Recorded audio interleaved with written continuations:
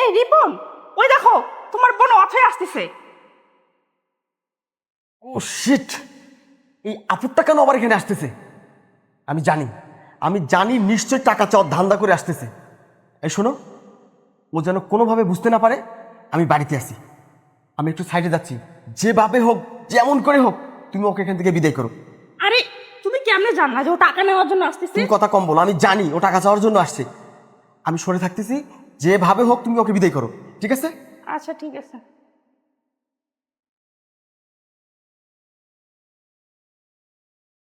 আরে অথই, তুই হঠাৎ করে কোনো কিছু না বলে আমাদের বাড়িতে চলে আসছস, কোনো প্রবলেম হয়েছে? না ভাবি, কোনো প্রবলেম নাই। ভাইয়া কোথায়? ভাইয়ার সাথে একটু দরকার ছিল। ও ভাইয়া, তোর ভাইয়া তো অফিসে গেছে। আরে না না, অফিসের কাজে বাইরে গেছে। তোর ভাইয়া না খুব ব্যস্ত রে। কি বলছো ভাবি? ভাইয়ের সাথে তো আমার একটু আগেই কথা হলো। ভাইয়া তো বললো ভাইয়া নাকি বাসায়। এখন তুমি বলছো ভাইয়া অফিসের কাজে বাইরে গেছে। ও আচ্ছা, যাই হোক। ভাবি, তুমি একটু ভাইয়াকে ফোন দাও না, আমি একটু ভাইয়ের সাথে কথা বলবো। আরে না না, তোর ভাইয়াকে কল দেওয়া যাবে না। ওকে যদি আমি কল দেই ও ডিস্টার্ব মনে করবে। ভাবি, একটু কল দাও না। আমি তো বললাম আমার খুব দরকার, আমি একটু কথা বলবো ভাইয়ের সাথে। কল দিব? আচ্ছা ঠিক আছে।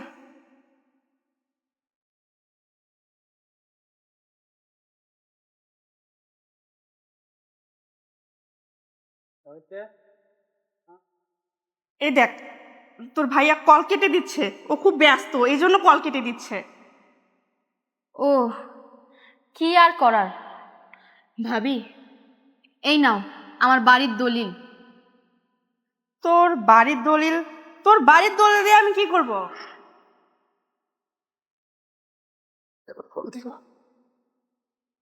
এই আমার কাছে কেন এত ফোন দেয়, বিরক্ত লাগে, সহ্যই করতে পারি না। হ্যালো ভাইয়া। হ্যাঁ অথই বল। ভাইয়া, তুমি কেমন আছো? আমি ভালো নাই রে, আমি খুব প্রবলেমের মধ্যে আছি। আমি অনেক টাকা ঋণ করেছি। এই ঋণের টাকার জন্য প্রত্যেক দিন মানুষ এসে আমাকে অনেক মান অপমান করে। এই ঋণের টাকা আমি পরিশোধ করতে না পারলে আমি সুইসাইড করব। কি বলছো এসব ভাইয়া? তুমি সুইসাইড করবে মানে?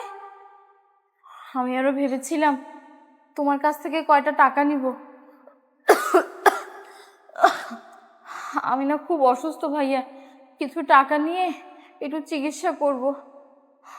না না, আমার কাছে কোনো টাকা নেই। তুই বিশ্বাস করব, আমি খুব সমস্যায় আছি। আমি বুঝতে পারতেছি না আমি কি করব। আমি আমার আমার লাইফটা আমি কিভাবে পার করবো আমি বুঝতে পারতেছি না। মানুষের কাছে টাকা নিয়েছি, তারা টাকার জন্য আমাকে এত প্রেশার ক্রিয়েট করেছে, এত চাপ দিচ্ছে। তুই বিশ্বাস কর বোন, আমার দমটা বন্ধ হয়ে আসতেছে। আমার কাছে কোনো টাকা নেই রে, কোনো টাকা নেই। ও আচ্ছা ভাইয়া, ঠিক আছে, রাখলাম। ঠিক আছে।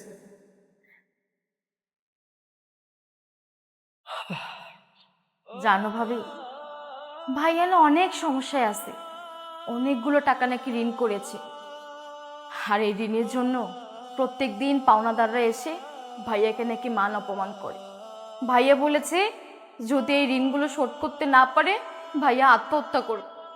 ও ভাবি, তুমি তো জানোই এই পৃথিবীতে আমার ভাইয়া ছাড়া আর কেউ নাই। ভাবি, আমি জীবিত থাকতে আমার ভাইয়ের ক্ষতি হবে এটা আমি কোনো দিনও হতে দিব না। ভাবি, তুমি তো জানোই আমি মানুষের বাড়িতে বাড়িতে কাজ করি। আমার হাতে কোনো জমানো টাকা নেই, শুধু আমার বাড়ি ভিটাটুকু ছাড়া। ভাইয়া আসলে বলবা ওই বাড়ি ভিটাটুকু বিক্রি করে ভাইয়া যেন তার সমস্ত ঋণ পরিশোধ করে। আবার যখন ভাইয়ার টাকা হবে তখন না হয় আমাকে একটা থাকার জায়গা করে দিলেই হবে। বইলো ভাবি তুমি। কি বলছিস তুই? তোর ভাইয়া এত সমস্যা আছে? কই, আমাকে তো কিছু বলে নাই। আচ্ছা ঠিক আছে, এসব কথা পরে হবে। তুই আগে ভেতরে চল, একটু ফ্রেশ হ, খাওয়া দাওয়া কর, বাকি কথা পরে হবে, চল। না না ভাবি, আজকে আর না যাই। 2 বাড়ির কাজ শেষ করে আসছি, আরও 3টা বাড়ির কাজ আছে। যদি না যাই তাহলে আমার কাজটা থাকবে না ভাবি। আর কাজ না করলে খাবো কিভাবে? আজকে যাই, অন্যদিন না হয় আসবো। আচ্ছা, কাজ তো করবি, একটু থাকলে তো সমস্যা নাই। তুই চল, খাওয়া দাওয়া করে তারপরে নিয়ে যাস। না ভাবি, তার আজকে হবে না। শোনো, তুমি ভাইয়া আসলে এই দলিলটা ভাইয়াকে দিও, আর সব সমস্যার সমাধান করতে বলে তাড়াতাড়ি। আচ্ছা, আমি যাই আজকে, থাকো। আচ্ছা ঠিক আছে, সাবধানে যাস। আচ্ছা ভাবি।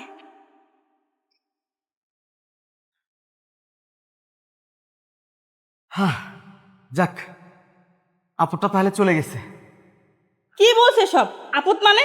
তুমি জানো তোমার বোন কেন আসছে এখানে? হ্যাঁ হ্যাঁ, আমি খুব ভালো করে জানি। আমি ভালো করে জানি ও আসছে আমার কাছে টাকা নেওয়ার জন্য। আমি কি টাকার ফ্যাক্টরি খুলে রাখছি, গাছ গেড়ে রাখছি যে আমার কাছে আসবে, টাকা চাইবে, আমি গাছে ঝোঁক দিব, টাকা পড়বে আর তাকে দিয়ে দিব? একদম চুপ করো। এই, তুমি জানো তোমার বোন আজকে কেন আসছে? আরে, তুমি নাকি তোমার বোনকে বলছো তোমার অনেক টাকা ঋণ হয়ে গেছে। এই ঋণের টাকার জন্য মানুষ নাকি তোমাকে অনেক মান অপমান করে। আর এই মান অপমান সহ্য করতে না পেরে তুমি নাকি আত্মহত্যা করবে, এই কথা তুমি তোমার বোনকে বলছো। আর তাই তোমার বোন তোমার ঋণ পরিশোধ করার জন্য এই দেখো তার বাড়ির ভিটার দলিল নিয়ে আসছে, তোমাকে দিতে বলছে। এটা বিক্রি করে তুমি তোমার ঋণ পরিশোধ করবে। আর তুমি সেই বোনকে ভুল বুঝলা আর বললা কি সে নাকি তোমার কাছে আসছে টাকার জন্য। আরে দেখো তোমার বোন কতটা মহৎ। শোনো রিপন, তোমাকে একটা কথা বলি। তোমার এই প্রতিবন্ধী বোনটা মানুষের বাসায় কাজ করে করে নিজের পেট চালায়, আর সে তোমার বিপদের কথা শুনে কিভাবে দেখো ছুটে চলে আসছে। আর তুমি কখনো কোনোদিন তোমার বোনকে একটা ফোন দিয়ে খোঁজখবর নিয়েছিলে যে বোন তুই কেমন আছিস, ভালো আছিস কিনা? না, কখনোই খোঁজখবর নেও নাই। ছি রিপন ছি, তোমার মন মানসিকতা এত নিচু, তোমার হৃদয় এত পাষাণ। এটা যদি আমি আগে জানতাম তাহলে তোমার মতো ছেলেকে আমি কোনোদিনও বিয়ে করতাম না। কি বলছো রিয়া? আমার বোন আমার বিপদের কথা শুনে ছুটে চলে আসছে? আমার বোন আমার ঋণ শোধ করার জন্য নিজের বাড়ি ভিটা বিক্রি করে টাকা দিতে বলছে? রিয়া, রিয়া, আমি আমি না না বুঝে আমার বোনকে আমি কষ্ট দিয়েছি। রিয়া, তুমি আমাকে ক্ষমা করে দাও। ক্ষমা? তোমাকে আমি ক্ষমা তখনই করব যখন তুমি তোমার বোনকে এই বাড়িতে ফেরত নিয়ে আসবে, তারপর আমি তোমাকে ক্ষমা করব। আর তা না হলে আমি এই বাড়ি থেকে বের হয়ে চলে যাব। না না রিয়া, তোমাকে বাড়ি ছেড়ে চলে যেতে হবে না। আমি যাব, আমি আমার বোনকে ফিরিয়ে নিয়ে আসবো। আমি আমার আমার বোনের কাছে ক্ষমা চাইবো। তুমি দাঁড়াও। হ্যাঁ যাও। আমি যাচ্ছি। অথই, বোন দাঁড়া, বোন দাঁড়া, অথই, বোন। ভাইয়া, ভাইয়া, তুমি আসছো? হ্যাঁ, তুমি আসছো ভাইয়া? তোমাকে দেখার জন্য আমি অস্থির হয়ে গিয়েছিলাম। ভাবি যখন বললো তুমি নাকি অফিসের কাজের জন্য বাইরে গেছো, এই কথাটা শুনে না আমার খুব কষ্ট লাগছে। আমি তোমাকে দেখার জন্য পুরো পাগল হয়ে গেছিলাম ভাইয়া। তবে এখন আমার খুব শান্তি লাগছে তোমার এই সোনা মুখটা দেখে, আমার ভাইয়ের মুখটা দেখে আমার খুব শান্তি লাগছে। ভাইয়া, তুমি ঠিক আছো তো? কিছু হয়নি তো তোমার? ভাইয়া, ভাবি না বললো তুমি অফিসের কাজের জন্য বাইরে গেছো, তাহলে তুমি এত তাড়াতাড়ি কেমনে আসলে? হ্যাঁ বোন, আমি আমি তোর ভাবিকে মিথ্যা বলতে বলেছি। আমি তোর ভাবিকে বলতে বলেছিলাম ওই যে অথই আসতেছে, ওকে বলে দিব আমি বাসায় নেই, আমি অফিসের কাছে বাইরে গেছি। বোন, আমি মিথ্যা বলেছি, আমি তোর ভাবিকে দিয়ে মিথ্যা বলাইছি। বোন, সত্যি তোকে চিনতে পারি নাই রে। তুই আমার বিপদের কথা শুনে নিজের বাড়ি ভিটার দলিল নিয়ে আসছিস, ওটা বিক্রি করে আমি যেন আমার ঋণ শোধ করতে পারি। অথচ অথচ তুই আমার কাছে সামান্য কয়টা ওষুধ খাওয়ার টাকা চাইছিলি, আমি সেটা তোকে দেইনি। আমার কাছে টাকা ছিল, তাও আমি মিথ্যা বলেছি। আমি ভেবেছিলাম তুই বোধহয় আজকেও টাকা চাওয়ার জন্য আমার বাড়িতে চলে আসছিস, সেই জন্য আমি মিথ্যা বলেছি। কিন্তু কিন্তু তুই যে আমার বিপদে আমাকে সাহায্য করার জন্য নিজের বসত ভিটা বিক্রি করে দিবি, সেই দলিল আমাকে দিবি, এটা আমি জানতাম না বোন। সত্যি আমি কুলাঙ্গার। কি বলছো? আমি তোর কুলাঙ্গার ভাই, তুই আমাকে মাফ করে দিস বোন। না না ভাইয়া, মাফ করে দিস এসব তুমি কি বলছো? বোন। আমি কোনো ঋণ করিনি, আমার কাছে কেউ কোনো টাকাও পাবে না।